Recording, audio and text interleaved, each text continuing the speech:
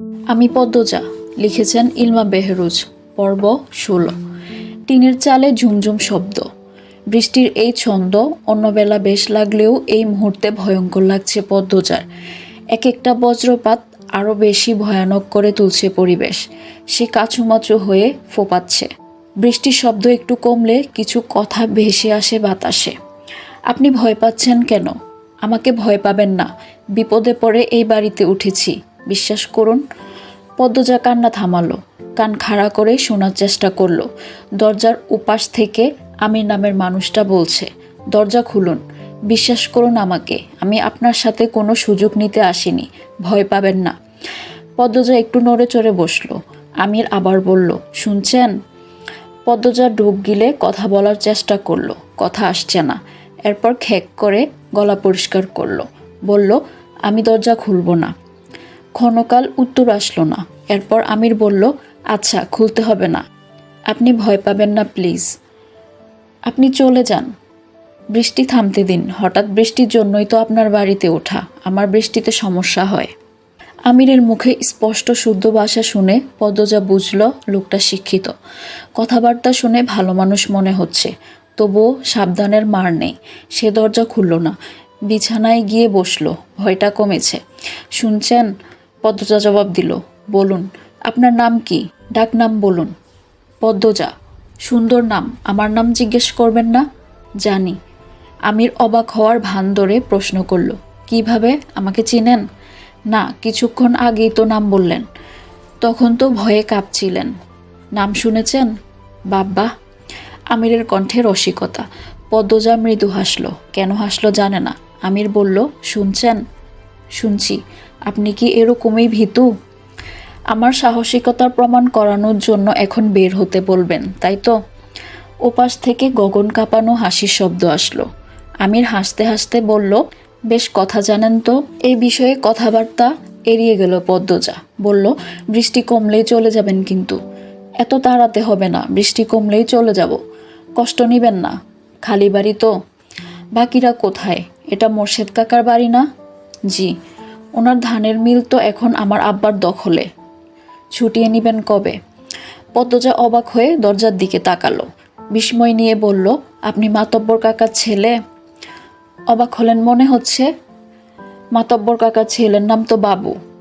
আমির হেসে বলল, আমার ডাক নাম বাবু, আম্মা আর আব্বা ডাকে, ভালো নাম আমির। পদ্মজা আর কথা বাড়ালো না। বজ্রপাত থেমেছে, বৃষ্টি রয়েছে। আমির জিজ্ঞাসা করলো, বাকিরা কোথায় বললেন না তো? আম্মা আব্বা ঢাকা, আজ ফেরার কথা ছিল। আর আমার 2 বোন আর ভাই নানা বাড়ি, বোধহয় বৃষ্টির জন্য আসতে পারছে না। এখনো আমাকে ভয় পাচ্ছেন? একটু একটু। এটা ভালো, অচেনা মানুষকে একেবারেই বিশ্বাস করতে নেই। বাসন্তী ভ্যান থেকে নেমে সামনে এগুলেন। মোর্শেদের বাড়িটা তিনি চিনেন না, তাই কোন দিকে যাবেন বুঝে উঠতে পারছেন না। এদিকে আকাশের অবস্থা ভালো না, রাস্তাঘাটেও মানুষ নেই, জড়ো হাওয়া বইছে। আরও কিছুটা পথ হাঁটার পর আচমকা ঝড় শুরু হলো। তিনি দৌড়ে একটা বাড়িতে উঠলেন। রমিজ আলী বারান্দায় বসে হুকা টানছিল। সিল্কের শাড়ি পরনে, পেট উন্মুক্ত, লম্বা চুলের বেলুনিতে ধবধবে সাদা বাসন্তীকে দেখে তিনি অবাক হয়ে এগিয়ে আসেন। বিস্ময়ে প্রশ্ন করলেন, কেডা আপনি? কারে চান? বাসন্তী কেঁপে উঠলেন। ঘাড় ঘুরিয়ে রমিজকে দেখে লম্বা করে হাসেন। বলেন, হুট কইরা মেঘখান আইয়া পড়ল তো। তো আপনি কার বাড়িতে যাইতেন? মোর্শেদের বাড়ি। রমিজ আলী বিরক্তিকর ভাব নিয়ে সরে যান। ঘরের ভেতর থেকে চেয়ার এনে দেন। বলেন, মোর্শেদদার কি লাগেন আপনি? বাসন্তী চিন্তায় পড়েন। গ্রামের মানুষ তো জানে না তার আর মোর্শেদের সম্পর্ক। এখন জানানোটা কতটা যুক্তিসঙ্গত। সেকেন্ড কয়েক ভাবার পর যুক্তি মিলে গেল। গ্রামবাসীকে বলা উচিত, নয়তো সে তার অধিকার কখনো পাবে না। একমাত্র গ্রামবাসীই পারে তার জায়গাটা শক্ত করে দিতে। বাসন্তী রমিজ আলীর চোখের দিকে তাকিয়ে বললেন, আমি তার বউ লাগি, প্রথম বউ। তার লগে আমার 20 বছরের সম্পর্ক। রমিজ আলীর চক্ষুদ্বয় যেন কোটর থেকে বেরিয়ে আসতে চাইল। মেঘনা চাইতেই বৃষ্টি পাওয়ার মতো আনন্দ অনুভব করেন। তিনি প্রবল উৎসাহ নিয়ে বলেন, হের পরের বউয়ে জানে? না। থাহেন কই আপনি? রাধাপুর। লুকাইয়া রাখছিল বিয়া কইরা? হ, হ, এখন মোরশেদ আমারে তালাক দিতে চায়, আমার সাথে সংসার করতে চায় না, তাই আমি আমার অধিকার নেওয়ার জন্য আইছি। আমি তার বাড়িতে থাকবার চাই, আপনারা আমারে সাহায্য কইরেন, গ্রামবাসী সারা মোরশেদ আমারে জায়গা দিব না। রমিজ আলী প্রবল বৃষ্টি আর বজ্রপাতকে হটিয়ে উঁচু স্বরে বলেন, আপনার জায়গা করে দেওয়ান আমরার কাম, আপনি চিন্তা কইরেন না, মেঘটা কমতে দেন, এরপর খালি দেখেন কি হয়। বাসন্তীর চোখ মুখ জলজল করে উঠল, ভরসা পাওয়া গেল। রমিজ আলীর প্রতিশোধের নেশা পেয়েছে। মোর্শেদ তাকে কত কটু কথা বলেছে, অবজ্ঞা করেছে, অপমান করেছে। এবার তার পালা, প্রতিটি অপমান ফিরিয়ে দিবেন বলে শপথ করেন। তিনি বাসন্তীকে ভরসা দিয়ে বলেন, আপনি বইয়া থাহেন, আমি আরও কয়েকজনরে লইয়া আইতাছি। রমিজ আলী খুশিতে গদগদ হয়ে বেরিয়ে যান। সঈদ, রজব, মালেক, কামরুলকে নিয়ে ফিরেন। সবার হাতে হাতে ছাতা। কামরুল আটপাড়া এলাকার মেম্বার, গ্রামে কোনো অনাচার হলে তা দেখার দায়িত্ব তার, তাই তিনি মাথার উপর বজ্রপাত ঝড় নিয়েই ছুটে আসেন। পদজা উসখুস করছে, টয়লেটে যাওয়া প্রয়োজন, প্রস্রাবের বেগ বাড়ছে, এভাবে আর কতক্ষণ থাকা যায়, সাহসও পাচ্ছে না বের হওয়ার। রুমে পায়চারি করলো কিছুক্ষণ, চোখ বন্ধ করে জোরে নিঃশ্বাস নিল, এরপর কাচি কোমরে গুজে নিল, আয়াতুল কুরসি পরে বুকে ফু দিল, এরপর দরজা খুলল। আচমকা দরজা খোলার আওয়াজ শুনে আমির চমকে তাকালো। আকাশ থেকে কালো মেঘের ভাব কেটে গেছে অনেকটা, সন্ধ্যার আজান পড়ছে। সালোয়ার কামিজ পরা পদ্মজাকে দেখে মুহূর্তে হৃদস্পন্দন থমকে গেল তার। পদ্মজা ওড়না টেনে নিল নাক অবধি, এরপর কাপা পায়ে আমিরের পাশ কাটালো। আমিরের চোখ স্থির, নিঃশ্বাস এলোমেলো, ঠোঁট শুকিয়ে কাঠ। পদ্মজা যখন ফিরছিল রুমে তখন আমির ডাকলো, পদ্মজা। পদ্মজা দাঁড়ালো। মানুষটা খারাপ হলে এতক্ষণে আক্রমণ করত, যেহেতু করেনি মানুষটার উদ্দেশ্য খারাপ না, তাই দাঁড়ালো। তবে ঘাড় ঘুরিয়ে তাকালো না। আমিরের গায়ে স্যান্ডো গেঞ্জি পরা, শার্ট ভিজে গেছে, তাই বারান্দার দড়িতে রেখেছে বাতাসে শুকাতে। আমির বলল, অলন্দপুরে এমন রূপবতী আছে, জানতাম না। পদ্মজা লজ্জা পেল, বিব্রত বোধও করল। বৃষ্টি প্রায় কমে এসেছে। পদ্মজা বলল, আপনি এবার আসুন, কেউ দেখলে খারাপ ভাববে। যেতে তো ইচ্ছে করছে না। লোকটা বলে কি, এতক্ষণ বলল বৃষ্টি কমলেই চলে যাবে, এখন বলছে যাবে না। পদ্মজা ঘুরে তাকালো, চোখের দৃষ্টিতে আকুতি নিয়ে বলল, চলে যান। যেতে তো ইচ্ছে করছে না। আমির কিঞ্চিত হা করে তাকিয়ে রইল।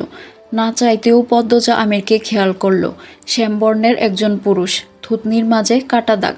সাথে সাথে চোখ সরিয়ে নিল পদ্মজা, কাদো কাদো হয়ে বলল, বৃষ্টি কমে গেছে, আম্মা আব্বা চলে আসবে, চলে যান। আমিরের নিস্তব্ধতা পদ্মজাকে বিরক্ত করে তুলল। এত ঘাটতেরা দুই কথার মানুষ কিভাবে হয়। উঠানে পায়ের শব্দ, কয়েক জোড়া পায়ের শব্দ। বারান্দা থেকে তাকালো আমির এবং পদ্মজা। গ্রামের এতজনকে দেখে পদ্মজার নিঃশ্বাস বন্ধ হয়ে আসে। দৌড়ে রুমে ঢুকে পড়ল। রমিজ আলী চেঁচিয়ে ডাকেন, কইরে মসজিদদা, আকাম কইরা এখন লুকায়ে আসস কেন? বাইর হ, তোর আকাম ধইরা লইয়া আইসি। আমির বারান্দা পেরিয়ে বেরিয়ে আসে। গম্ভীর মুখে বলল, ওনারা বাড়িতে নেই। উৎসুক জনতা আমিরকে দেখে অবাক হলো। কামরুল বললেন, আরে আমির, শহর থেকে আইলা কবে? এই তো 4 দিন হলো। আছেন কেমন? এই তো আছি। তা এখানে কি করো? আমির উত্তর দেওয়ার আগে রমিজ আলী প্রশ্ন করলেন, বাড়িতে কি কেউ নাই? আমির বেশ সহজ সরল গলায় বলল, আছে, পদ্মজা আছে। উপস্থিত 5-6 জন তীক্ষ্ণ চোখে তাকালো। সবার দৃষ্টি দেখে আমির বুঝল সে কত বড় ভুল করে ফেলল। তাহলে পদ্মজা এটারই ভয় পাচ্ছিল। আমির দড়ি থেকে শার্ট নিয়ে দ্রুত পড়ল। আপনারা যা ভাবছেন তা নয়, বাড়ি ফিরছিলাম, বৃষ্টি নামে, তাই এই বাড়িতে উঠে পড়ি। বাড়িতে কেউ নাই জানলে। আমির কথা শেষ করতে পারল না। রমিজ আলী চেঁচিয়ে আশেপাশে বাড়ির সব মানুষকে ডাকা শুরু করলো। মাতব্বর তাকে কম অপদস্থ করেনি, কোণঠাসা করেছে। মোর্শেদ পথে ঘাটে কটু কথা শুনিয়েছে।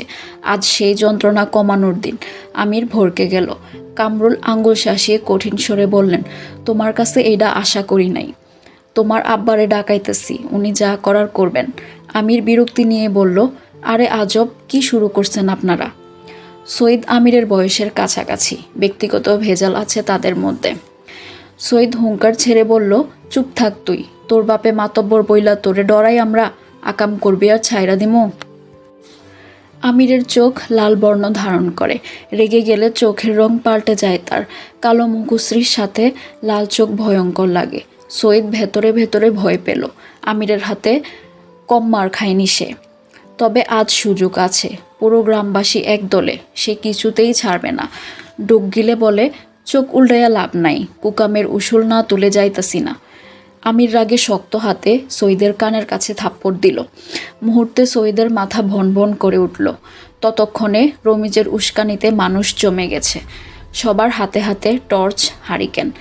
আধার নেমে এসেছে। আমির আবারও সৈয়দকে মারতে গেলে কয়জন এসে জাপটে ধরল। কামরুল একজন মহিলাকে আদেশ স্বরে বলল, শিউলির আম্মা কয়জনরে লইয়া মায়াডারে বার কইরা আনো। লুকাইছে নটি। গ্রামডা নটিদের ভিড়ে ধ্বংস হইয়া যাইতেছে। পদ্মজা মাটিতে নতজানু হয়ে বসে কাঁপছে। দ্রুত গতিতে পা থেকে মাথার চুল অবধি কাঁপছে। বাইরের প্রতিটি কথা কানে এসেছে। চারপাশ যেন ভনভন করছে। শিউলির আম্মা পদ্মজার রুমে আসলো। দরজা খোলা ছিল। টর্চ ধরে দেখলো পদ্মজা মাটিতে বসে কাঁপছে। সে পদ্মজার মাথায় হাত রেখে বলল, কেন এমন কাম করছস? পদ্মজা ঝাপসা চোখ মেলে তাকালো। শিউলির আম্মা পাশের বাড়ির। পদ্মজার সাথে ভালো সম্পর্ক। পদ্মজা শিউলির মাকে জড়িয়ে ধরে হাউমাউ করে কেঁদে উঠল। বলল, ভাবি, আমি কোনো খারাপ কাজ করি নাই, সবাই ভুল বুঝছে। রিনা নামে একজন মহিলা পদ্মজাকে জোর করে টেনে দাঁড় করালো। হেমলতার অনেক বাহাদুরি এই মেয়ে নিয়ে, অনেক অহংকার। সেই অহংকার আজ ভালো করে ভাঙবে। সে মনে মনে পৈশাসিক আনন্দে মেতে উঠেছে। ঘৃণিত কণ্ঠে পদ্মজাকে বলল, ধরা পড়লে সবাই এমনটাই কয়, আয় তুই। পদ্মজা আকুতি করে বলল, বিশ্বাস করুন, আমি খারাপ কিছু করিনি। আম্মা এসব শুনলে মরে যাবে। আপনারা এমন করবেন না। কারো কানে পৌঁছালো না পদ্মজার কান্না, আর্তনাদ, আকুতি। সবাই গ্রামের সবচেয়ে সুন্দর মনের, সুন্দর পরিবারের সদস্যগুলোকে ধ্বংস করায় মেতে উঠল। পদ্মজাকে টেনে হিঁচড়ে বের করে আনে। কখনো ঘোমটা ছাড়া কোনো পুরুষের সামনে না যাওয়া মেয়েটার বুকের ওড়না পরে রইল ঘরে। 3-4 মহিলা শক্ত করে চেপে ধরে রাখল। সবাইকে উপেক্ষা করে পদ্মজা ঘৃণা চোখে তাকালো আমিরের দিকে। আমির চেষ্টা করছে নিজেকে ছাড়ানোর, কিছুতেই পারছে না। পূর্ণা জ্বরের চোটে কাঁপছে। বাড়িতে ঢুকে দেখলো কোলাহল। ভয় পেয়ে গেল। একটু এগিয়ে দেখলো পদ্মজার বিধ্বস্ত অবস্থা। জ্বর মুহূর্তে উবে গেল। দৌড়ে এসে পদ্মজাকে জড়িয়ে ধরল। চেঁচিয়ে উঠল, আমার আপারে এমনে ধরছেন কেন? আপা, এই আপা, কাঁদছ কেন? পদ্মজা কেঁদে বলল, পূর্ণা, আম্মা মরে যাবে এইসব দেখলে। আমি কিছু করি নাই পূর্ণা। পূর্ণা কিছু বুঝে উঠতে পারছে না, শুধু অনুভব করছে তার বুক কাঁপছে, ব্যথায় বিষিয়ে যাচ্ছে। সে রানীকে বলল, খালা, আপনি আমার বোনরে এভাবে ধরছেন কেন? ছাড়েন। পাশ থেকে একজন মহিলা পূর্ণার উদ্দেশ্যে বলল, তোর মা যেমন, হের মাইয়াটাও এমন হইছে। নিজেও এমন কিচ্ছা করলো, মাইয়াও করলো। পদ্মজা চমকে তাকালো। মহিলা বলে যাচ্ছে, বুঝলা তোমরা সবাই, মায়ে এক বেশ্যা, মায়ারে বানাইছে আরেক বেশ্যা। পদ্মজা আচমকা রেগে গেল খুব। আক্রোশে শরীর কাঁপতে থাকলো। রিনাসহ 2 মহিলাকে ঠেলে সরিয়ে দিল। এরপর রাগে চেঁচিয়ে বলল, আমার মা নিয়ে কিছু বললে আমি খুন করব, মেরে ফেলবো, একদম জিভ ছিঁড়ে ফেলবো। পদ্মজার এহেন রূপে সবাই থতমত খেয়ে গেল। লম্বা চুলগুলো খোপা থেকে মুক্ত হয়ে পিঠময় ছড়িয়ে পড়ল। চোখের মনি অন্যরকম হওয়াতে মনে হচ্ছে কোনো প্রেতাত্মা রাগে ফুসফুস করছে। গ্রামের কয়েকজন মহিলা আবার বিশ্বাস করে পদ্মজা কোনো পরীর মেয়ে, তাই এত সুন্দর। এই মুহূর্তে তারা ভাবছে পদ্মজার ভেতর কেউ ঢুকেছে, তাই সামনে এগোলো না। রিনা একাই এগিয়ে আসলো। পদ্মজার চুলের মুঠি ধরে বিশ্রী গালিগালাজ করলো। এরপর কামরুলকে বলল, কামরুল ভাই, এই বান্দিরে বান্দা লাগবো।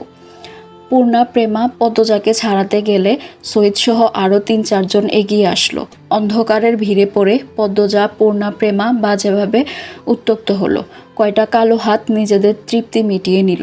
3 বোনের কান্না, আর্তনাদ কারো হৃদয় ছুঁতে পারল না। হেমলতার অনুপস্থিতিতে তার আদরের 3 কন্যার জীবন্ত কবর হচ্ছিল। বাধা দেওয়ার মতো কেউ ছিল না।